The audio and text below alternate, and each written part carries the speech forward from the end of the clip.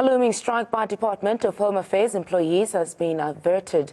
The National Education, Health and Allied Workers Union, NEHAO, said on Friday it had signed an agreement with the department on Thursday night, which puts brakes in the amendment strike. Now let's go live to the briefing of Home Affairs to provide an update on the recent labour dispute between the Department of Home Affairs and the labour unions.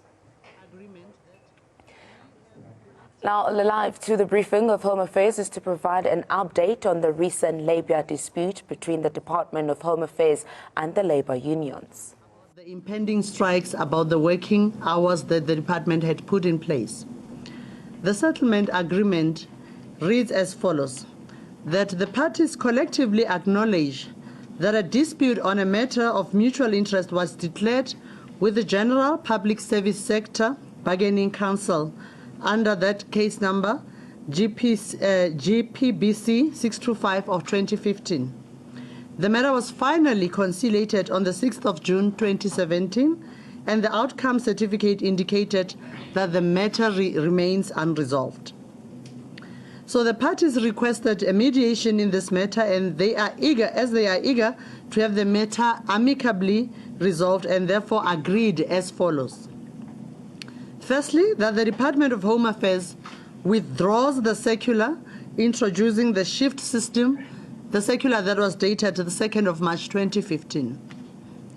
Also, that all consequences related to the implementation of the circular that negatively impacted on the employees will be reviewed and reversed on good cause shown. Thirdly, we agree that operations within the department will revert to conditions that prevailed prior to the implementation of the circular, including voluntary work on Saturdays.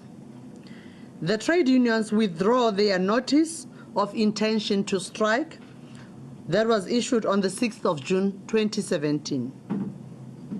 The parties will enter into collective bargaining on working hours at the departmental bargaining chamber on the GP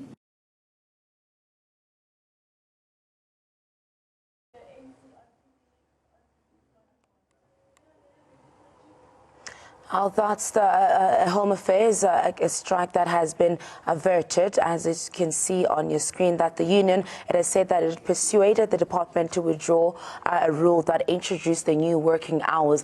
Now, workers were forced to work under these unbearable working hours, and some workers were subjected to a disciplinary hearing, while others were given leave without pay for not complying with the circular. Now, the signed agreement confirms that the withdrawal of the circular and that workers will revert back to the working conditions that were applied prior to the introduction of the imposed new working hours by the department and the directors general. Also, with the department employees that had threatened to down tools and had demanded an overtime pay for working on Saturdays, NEHAO also urged that Saturday work should not be compulsory but voluntary, as you have heard the speaker saying that earlier on. Exactly what Muad is giving to you today. Will there be any questions? Okay, one question is fine. Please introduce yourself and the media house you're representing. My name is Averted from Services Community. I'd like to find out which workers within which divisions that were actually affected by the circular and what were some of the consequences to the working hours with the dispute working. Was there some sort of like some clear understanding of the matter? Yeah. Okay, thank you. Just repeat that. You didn't get the question. Okay, can you please repeat? Which one? A bit audible. Can you press it? That's waiting. Yeah, thank you. Okay. Basically, I wanted to know about which workers were affected, which divisions at the Home Affairs Department, and what was the dispute all about, and how was it resolved? I think it was the issue of working hours being extended. So, what was the main issue that was raised by the workers, and how was it resolved? All right. Thank you very much, Mr. Sitima, for your question. The workers that were affected by this particular matter were workers that are in the front offices of Home Affairs within the civic services environment. I think I wish to stop there. Yes. Anything you would like to add, sir? Yes, I think it's important to know that the PSA want to tell you that we have 75% of the members working at PSA, at Home Affairs, and that we are not against people working voluntary on Saturdays. The problem came when it became a circular that basically forced people to work on Saturdays with day off during the week. And because it was unilateral, we had no other choice to stand up and to act on behalf of our members. So it is the front desk people, and we are very happy that at the end of the day, after a long, prolonged battle, that this matter has been resolved favorably on behalf of the workers working there. Thank you. Any other question? Yes, sir. Your name and the institution? My name is Itekano Magweze from Eyewitness News. I just want to understand, if the condition is going back to voluntary work on Saturdays, how will it impact the department, considering that there was a move to ensure that it's forced to work on Saturdays? Now, is the department going to come up with another strategy, or what's the plan going forward?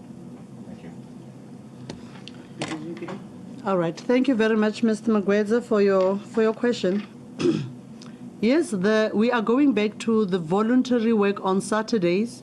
The spirit within which this was negotiated at the time was such that even though we are doing this collectively as labor movements and the employer, we agreed that as long as this voluntary work does not affect negatively on service delivery processes.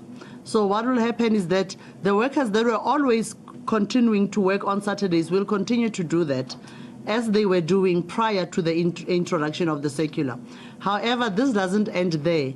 We also said, as you heard in the statement that I've read, that we go back to negotiations on how we can do it amicably in a way that satisfies both the employer and the employees. So we are going back to collective bargaining on this matter. Yes, the last one, let's take it from you, thank you. Your name and the media house? Valerie Robinson, 8 and 7.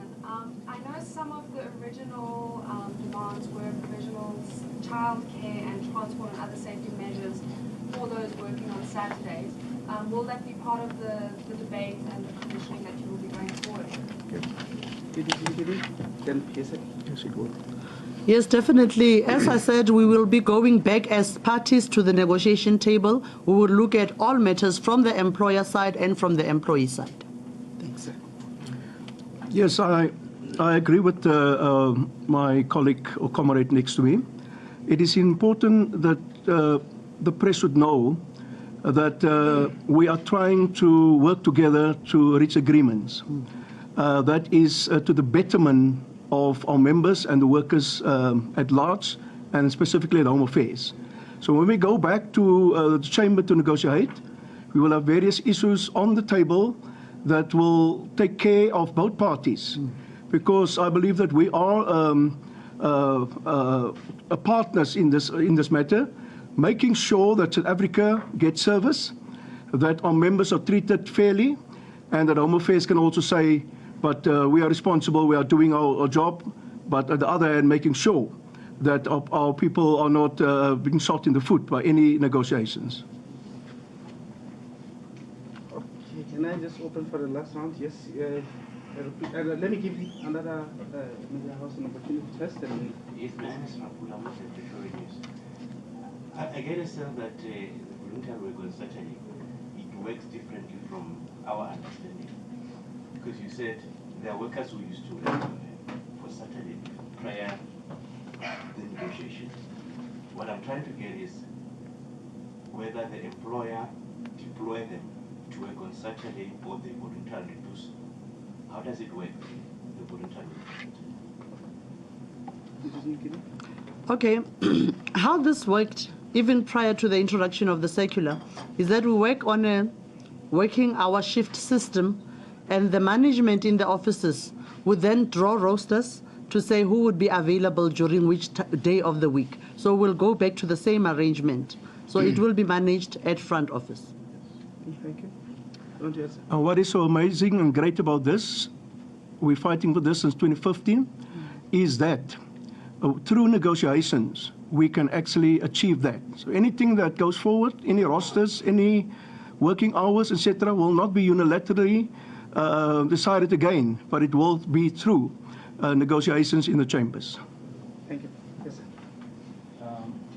Itekane again from Eyewitness News. Mr. Fredericks, what is it that PSA will be going into the next negotiations with to satisfy your members? What issues will you be bringing forward that you will want to take before you agree to anything? Yeah, it is very important that we are a mandated union, that we will not decide on anything that we want, but we will ask our people of Home Affairs, as we do with all departments, to say, tell us what is your request, what do you want us to negotiate on your behalf for.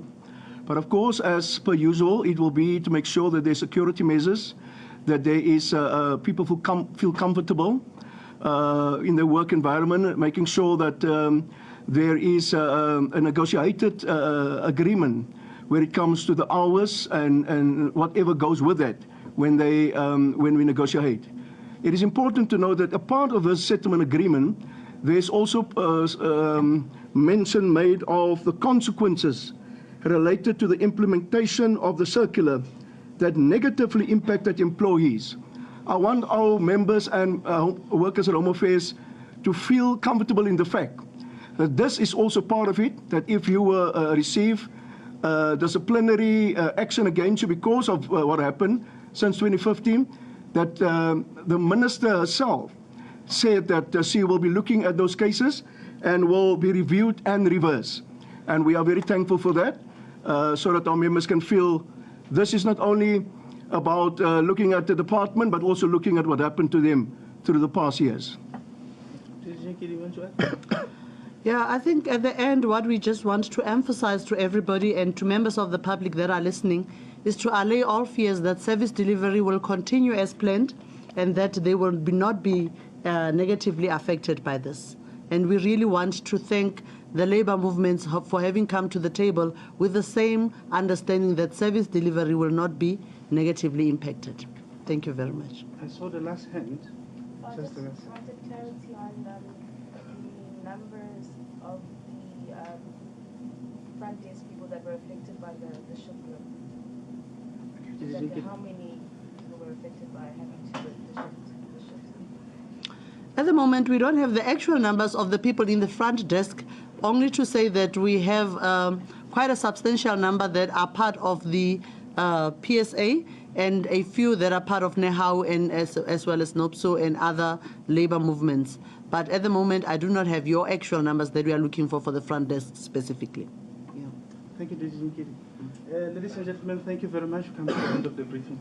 Thank you for coming. Thank you.